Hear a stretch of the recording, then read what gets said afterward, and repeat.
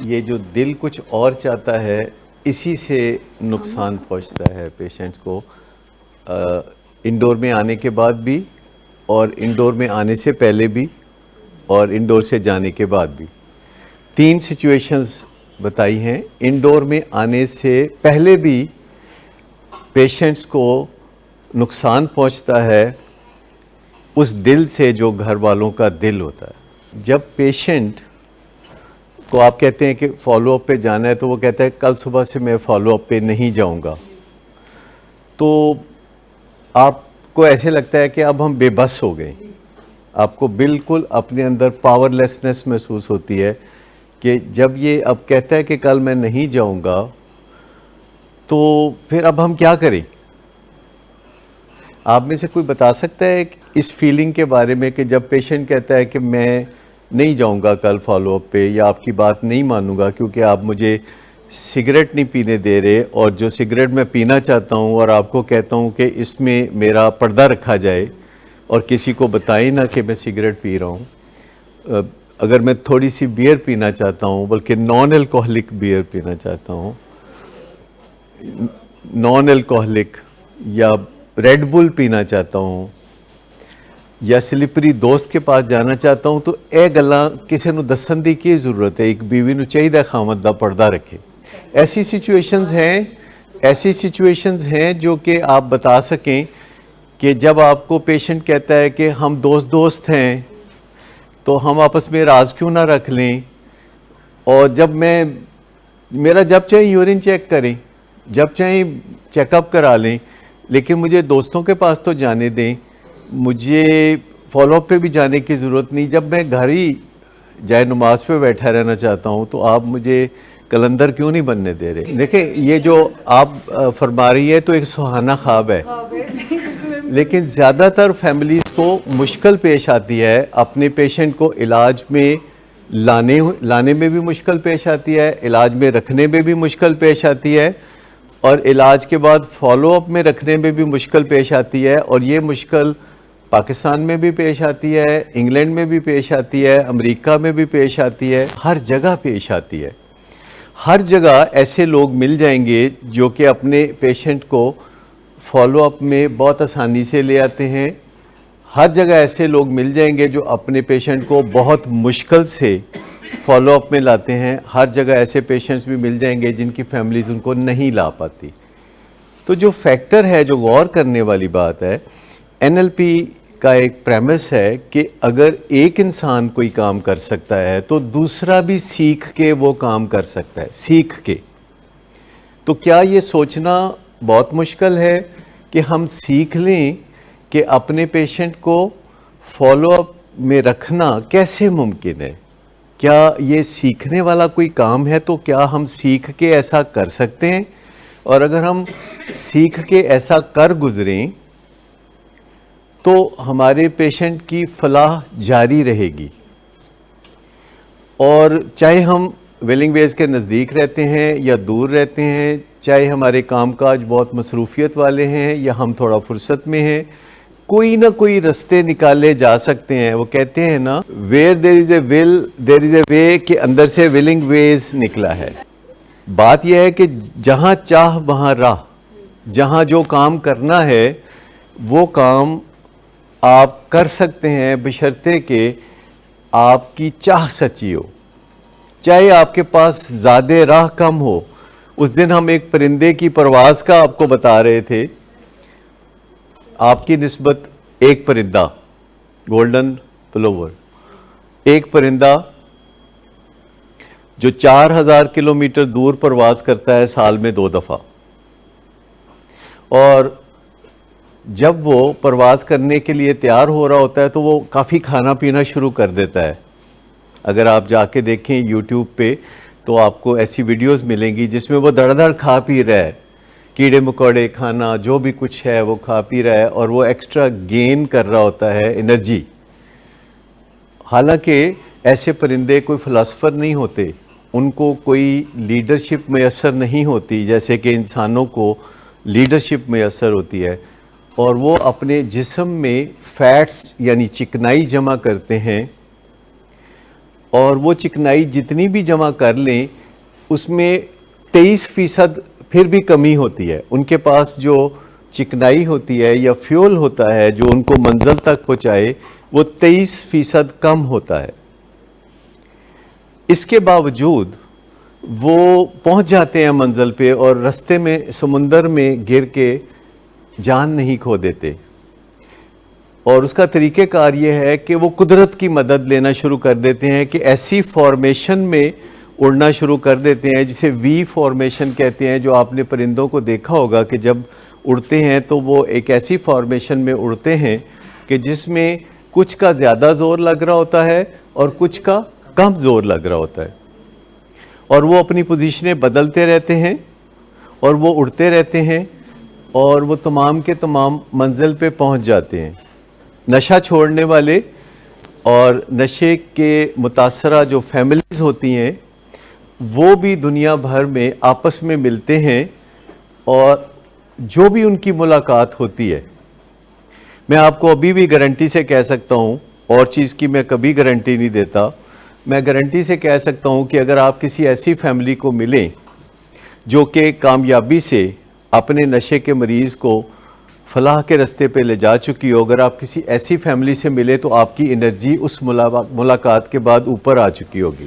اچھا, اسی طرح دنیا بھر میں اگر آپ یوٹیوب پہ جائیں یا گوگل پہ جائیں کہ الکوہلکس انونیمس کیا ہے, نارکوٹکس انونیمس کیا ہے, حتیٰ کہ ڈائبٹیز انونیمس, کہ ڈائبٹیز کے مریض میں نے دیکھا ہے سب سے زیادہ فائدہ اٹھا سکتے ہیں ایک دوسرے سے, کیونکہ بہت سی باتیں ہوتی ہیں ڈائبٹیز میں جو مریضوں کو جاننے کی ضرورت ہوتی ہے اور ڈاکٹر بتا نہیں پاتے مصروفیت کی وجہ سے, اور وہ دوسرے مریضوں سے وہ باتیں سیکھ لیتے ہیں کہ ڈائبٹیز کو کیسے سنبھالا جا سکتا ہے. کیونکہ ہر بیماری میں کچھ باتیں ہوتی ہیں ڈاکٹروں والی باتیں اور کچھ باتیں ہوتی ہیں مریضوں والی باتیں, اور ڈاکٹروں والی باتیں ڈاکٹروں کو پتہ ہوں اور مریضوں والی باتیں مریضوں کو پتہ ہوں, اس سے علاج میں بہت مدد ملتی ہے. اگر ڈاکٹر کو ڈاکٹروں والی باتیں پتہ نہ ہوں اور مریضوں کو مریضوں والی باتیں نہ پتہ ہوں تو اس سے کافی کام خراب ہوتا ہے. کیا آپ سیکھ سکتے ہیں کہ اپنے مریض کو کیسے فالو اپ میں لانا ہے, کیونکہ جو مشکلات ہوتی ہیں ان کا کوئی نہ کوئی حل ہوتا ہے, اور آپ اپنے مریض کو دو طرح سے علاج میں اور فالو اپ میں لانے میں کامیاب ہو سکتے ہیں. ایک انفلوئنس یعنی اثر, آپ کا اثر یعنی آپ کی شخصیت کا اثر, آپ کی بات چیت کا اثر, آپ کی باڈی لینگویج کا اثر, آپ کے چہرے کے تاثرات کا اثر, آپ کے رشتے کا اثر, آپ کے علم کا اثر, آپ کی محبت کا اثر, اس کو ہم کہتے ہیں انفلوئنس. اور دوسری چیز ہوتی ہے لیوریج, کہ وہ کہتے ہیں بندہ بندے دا دارو ہوندا ہے. تو فیملی والے ایک دوسرے کے لیے لازم و ملزوم ہوتے ہیں. جس طرح آپ کا دل نہیں لگتا اپنے بچے کے بغیر, تو آپ کے بچے کا دل بھی نہیں لگتا آپ کے بغیر. فرق صرف یہ ہے کہ آپ یہ بات برملا کہہ دیتے ہیں اور بچہ یہ بات چھپا کے رکھ لیتا ہے, کیونکہ اسے پتہ ہوتا ہے کہ یہ مفت کا مال نہیں ہے, میری محبت کا اظہار کوئی لٹ نہیں پئی, مفت کا مال نہیں ہے, اس کو میں کیش کراؤں گا. اور ماں باپ سوچتے ہیں کہ ہماری یہ جو اوور فلوئنگ محبت ہے اس کو کیش کرانا بہت بری بات ہوگی. کبھی لگتا ہے نا آپ کو کہ اپنی محبت کو کیش کرانا, اگر آپ جانتے ہیں کہ کوئی آپ سے محبت کرتا ہے تو اس کو تنگ کرنا آپ کو اچھا تو نہیں لگتا نا. دیکھیے, اصل بات یہ ہے کہ دنیا میں 4% لوگ ایسے ہیں کہ جن کے ساتھ آپ اچھا سلوک کریں گے تو وہ واپسی میں آپ کے ساتھ بہت اچھا سلوک کریں گے. 4% لوگ ہیں جن کے ساتھ آپ اچھا سلوک کریں گے تو وہ اچھے سلوک کے ساتھ کوئی اچھا سلوک جمع کر کے تو آپ کے ساتھ وہ لا آف ریسیپروسٹی کے ساتھ چلیں گے, ریسیپروکل سے, سلامی کا قانون. جیسے آپ رشتہ داروں کے موقعوں پہ رقم وغیرہ کوئی دیتے ہیں, کچھ چیز دیتے ہیں, تو وہاں تقریباً سبھی لوگ پھر اس کو تھوڑا بڑھا کے دیتے ہیں. 16% لوگ ہوتے ہیں جو کبھی واپسی میں آپ کو وہ کچھ دیتے ہیں جو کچھ آپ نے ان کو دیا تھا، اور کبھی وہ نہیں بھی دیتے. وہ انپریڈکٹیبل ہیں، وہ کبھی آپ ہی کے طرح اچھا سلوک کر لیتے ہیں، کبھی وہ اپنے طریقوں سے چلتے ہیں اور وہ اس چیز کی پرواہ نہیں کرتے کہ اچھا سلوک کیا گیا تھا. لیکن 80% لوگ ایسے ہوتے ہیں کہ جو اس پوزیشن میں نہیں ہوتے ذہنی طور پر کہ وہ آپ کی اچھائی کا جواب اچھائی سے دیں. اچھا، یہ 80% لوگ جو ہوتے ہیں ان کے اندر پھر ایک سب ڈویژن ہے کہ اگر وہ کسی سٹرکچر میں ہیں تو وہ اس سٹرکچر کے مطابق چلیں گے. مثال کے طور پر اگر وہ 7 habits of highly effective people کے اندر ہیں، یعنی کامیاب لوگوں کی 7 عادتوں کو انہوں نے اپنے اندر سمویا ہوا ہے، تو ان کو پتہ ہوتا ہے کہ تھنک ون ون، تو وہ 80% سیکھ کے اچھا سلوک کرنا شروع کر دیں گے.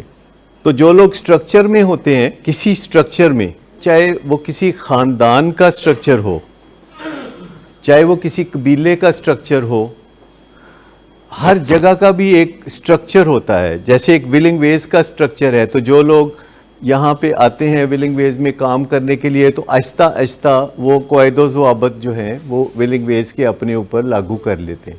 لیکن جنرلی اگر ہم یہ فرض کر لیں کہ کوئی بندہ سٹرکچر میں نہیں ہے تو 4% امکان ہے کہ وہ اچھائی کا جواب اچھائی سے دے گا. اگر وہ کسی سٹرکچر میں ہے، جیسے 4% لوگ ہیں جو قدرتی طور پر سریلا گا لیتے ہیں، لیکن کوئی بندہ جو کہ قدرتی طور پر اچھا نہیں گا سکتا تو وہ کسی سٹرکچر میں آ کے تو وہ اچھا گا سکتا ہے. اب آپ سمجھ گئے اس بات کو. لہذا اس بات کا غم کرنے کی بجائے کہ ہمارا بچہ جو ہے وہ آٹومیٹیکلی اس طرح کا اچھا سلوک کیوں نہیں کرتا جس طرح کہ ہم اس کے ساتھ کرتے ہیں، اس کا غم کرنے کی بجائے آپ لیوریج کی طرف جا سکتے ہیں. لیوریج ہے رسوخ، جسے اثر و رسوخ کہتے ہیں. بتاؤ کیا چیز ہوتی ہے اثر و رسوخ؟ اثر ہوتا ہے کہ آپ ملائمت سے، پیار سے، اچھے الفاظ سے یا کوئی واسطہ دے کے بات کرتے ہیں کہ میں تیری ماں، اے میرا دوپٹہ پیا ہے، مطلب اس طرح کی باتیں کر کے تو آپ بات منوا سکتے ہیں. اور رسوخ یہ ہوتا ہے کہ آپ کہتے ہیں اچھا پھر جے تو ساڈی گل نہیں مانتا تو پھر اسی بھی تیری گل نہیں ماننا. تو جنرلی سپیکنگ پیشنٹ کو آپ کی ضرورت زیادہ رہتی ہے بنسبت آپ کو جو پیشنٹ کی ضرورت رہتی ہے.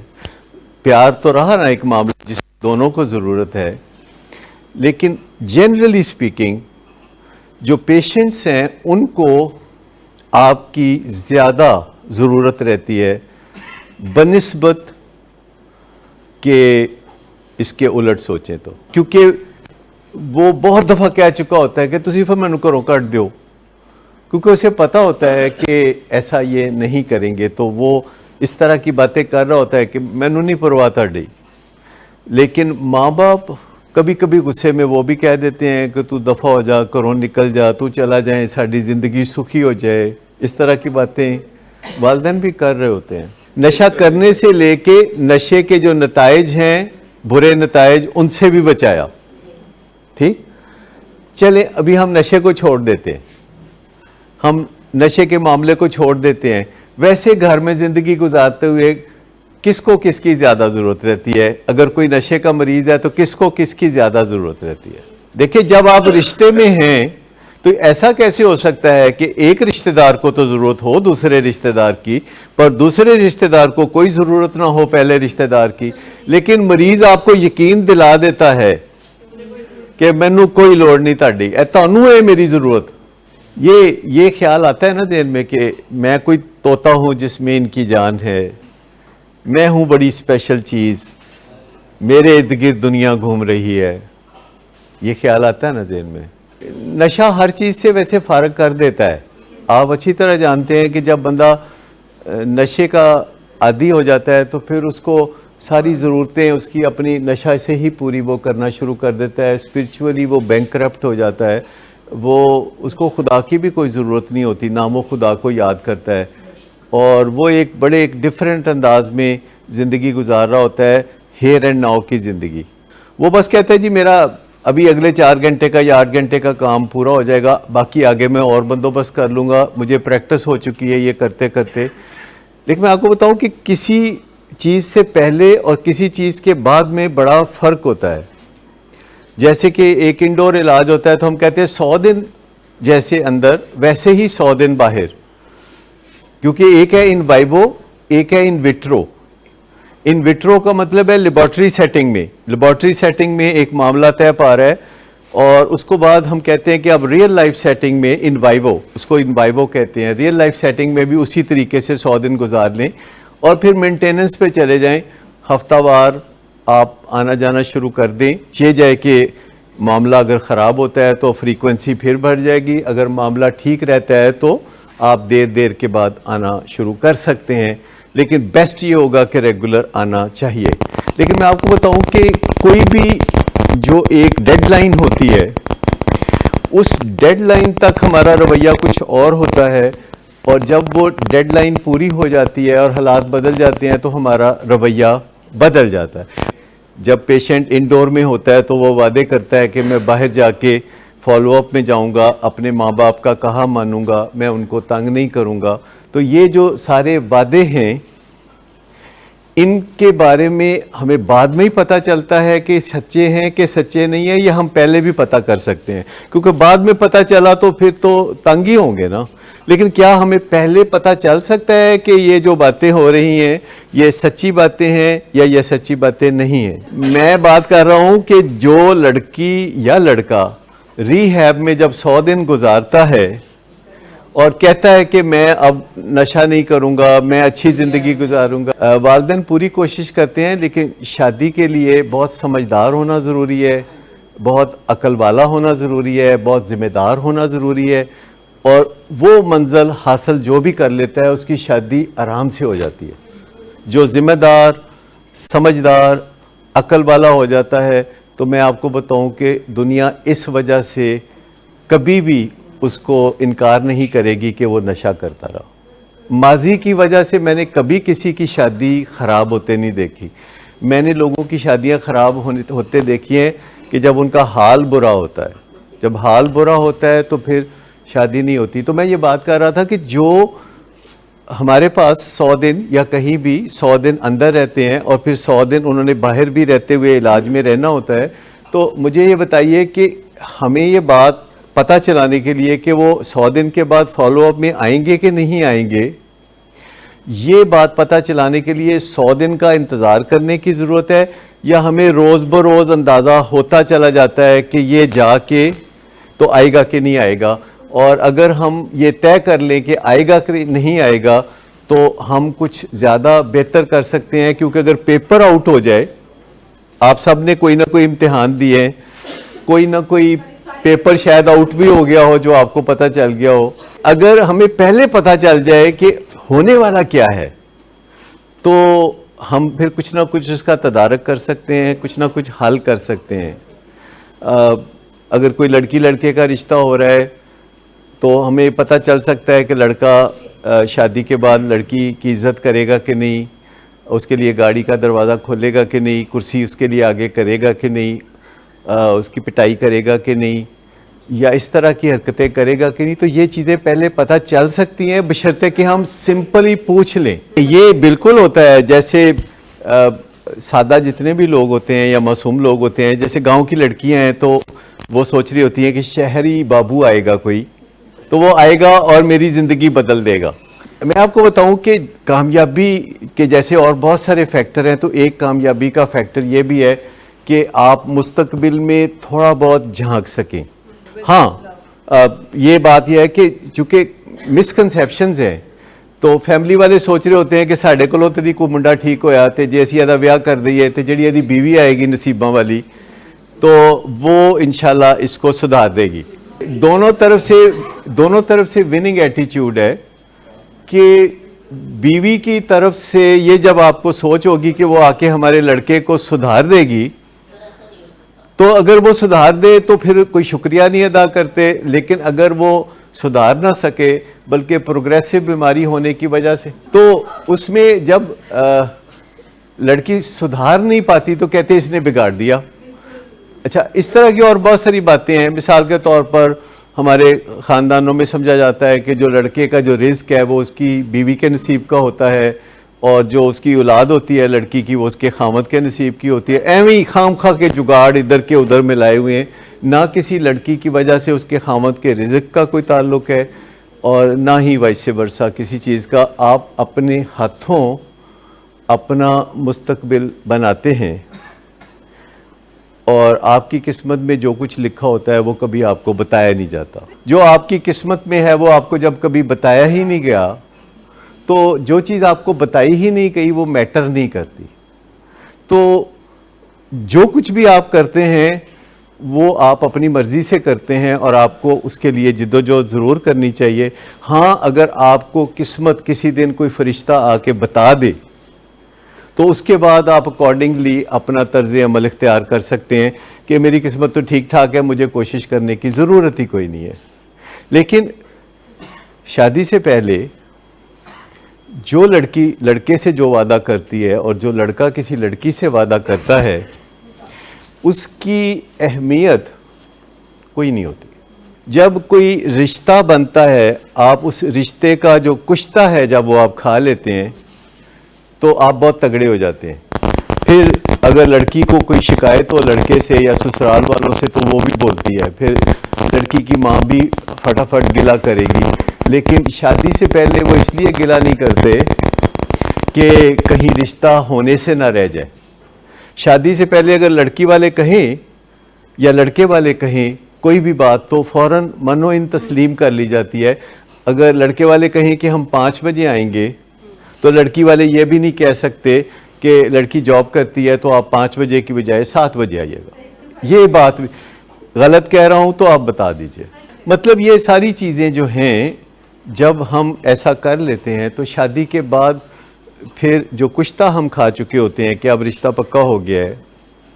اسی طریقے سے جب کوئی پیشنٹ کہہ رہا ہوتا ہے کہ میں 100 دن کے بعد فالو اپ میں آؤں گا, میں نشہ نہیں کروں گا, میں سلپری فرینڈ سے نہیں ملوں گا, میں سیل فون استعمال نہیں کروں گا, میں گاڑی استعمال نہیں کروں گا, تو یہ سب 100 دن کے مارک سے پہلے کی بات ہوتی ہے.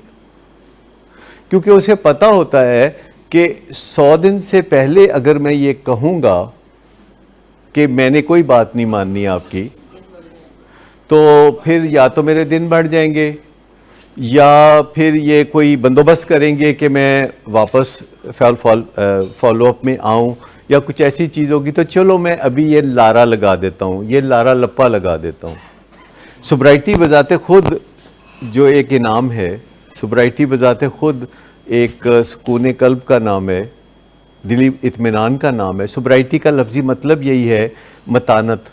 متانت کا مطلب ہے متین ہونا, یعنی اپنے آپ کے ساتھ اچھے طرح سے نباہ کرنا, اپنی ذات کے ساتھ خوش و خرم رہنا. اچھا آپ کو ایک آپشن ملی تھی انڈور آنے سے پہلے کہ آپ آؤٹ ڈور میں آتے رہیں تو مسئلہ حل ہو جائے گا.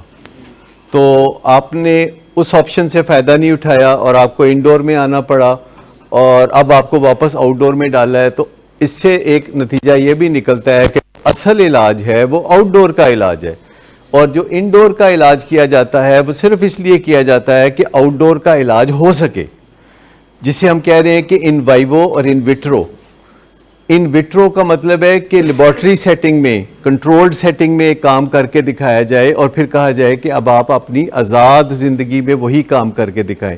جیسے کہ کوئی اگر وزن کم کرنا چاہتا ہے تو اس کو اگر ہاسپٹل میں رکھ کے صبح دوپہر شام ایک خاص مقدار میں کھانا کھلایا جائے, ورزش کرائی جائے, اور اس کو کاؤنسلنگ دی جائے, کھانے کے بارے میں علم دیا جائے, اور پھر کہا جائے کہ اچھا یہ 100 دن تمہیں ہم نے انڈور میں رکھا ہے اور تمہارا وزن کم کیا ہے جو کہ 10 کلو کم ہو گیا ہے, تو اب باہر جا کے تم اپنا باقی 40 کلو وزن بھی کم کرو, اور جیسے تم نے یہ اندر زندگی گزاری ہے 100 دن ایسے ہی جا کے تو تم باہر گزارو.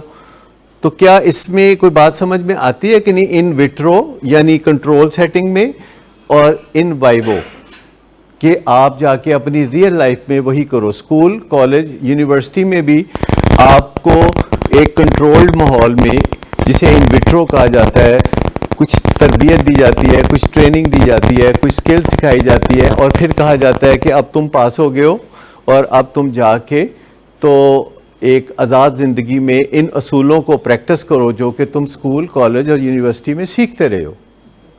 تو یہ چیز جو آپ نے دیکھا کہ واپس ایک اپرچونٹی تھی کہ آپ شروع میں آؤٹ ڈور میں ایسا کر لیتے, آپ نہیں کر سکے, تو ہم نے کہا کہ اچھا چلے آپ کو ہم ان وٹرو ایکسپیرینس میں سے گزار دیتے ہیں, اور اس کے بعد پھر ہم آپ کو واپس آزاد زندگی میں بھیجتے ہیں کہ اپنے انہی طریقوں کو آپ پریکٹس کرتے رہیں اپنی آزاد زندگی میں.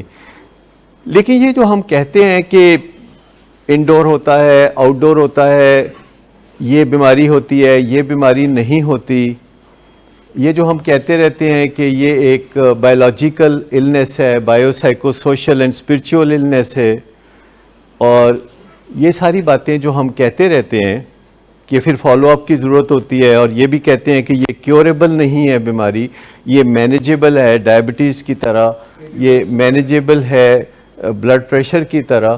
تو ان سب باتوں کو آپ کہاں سے چیک کر سکتے ہیں, ویریفائی کہاں سے کر سکتے ہیں؟ مثال کے طور پر ایک سوال یہ ہو سکتا ہے کہ کیا یہ بیماری ہے یا کوئی بگاڑ ہے. ایک بات تو آپ یہ لکھ سکتے ہیں.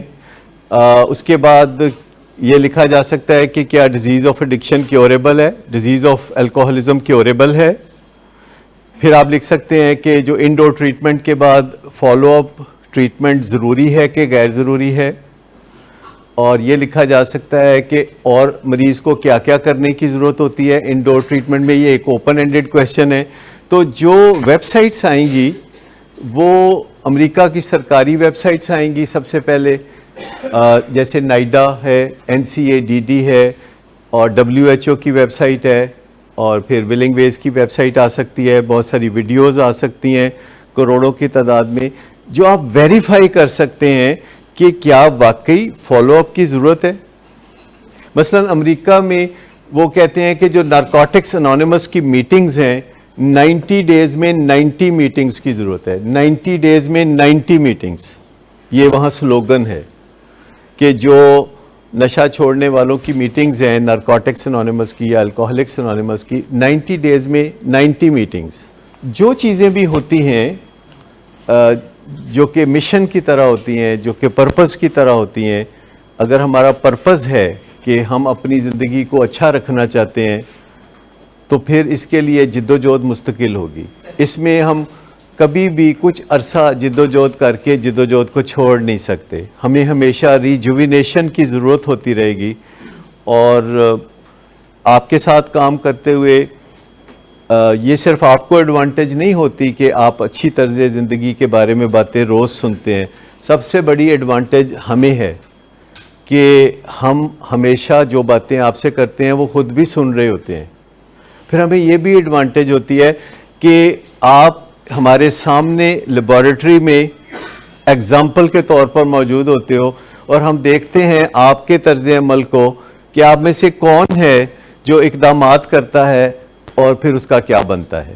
ایسا تجربہ سا چل رہا ہوتا ہے نا, ایک کانسٹنٹلی ایک ایسا تجربہ ہمارے سامنے چل رہا ہوتا ہے کہ جب ہم آپ کو روزانہ دیکھتے ہیں, آپ کے چہروں کو, اور ہم دیکھتے ہیں کہ آپ کس حد تک اپنی جد و جہد کے اندر آگے بڑھ رہے ہیں, تو اس سے آپ کی زندگی کو پھر کیا فرق پڑ رہا ہے.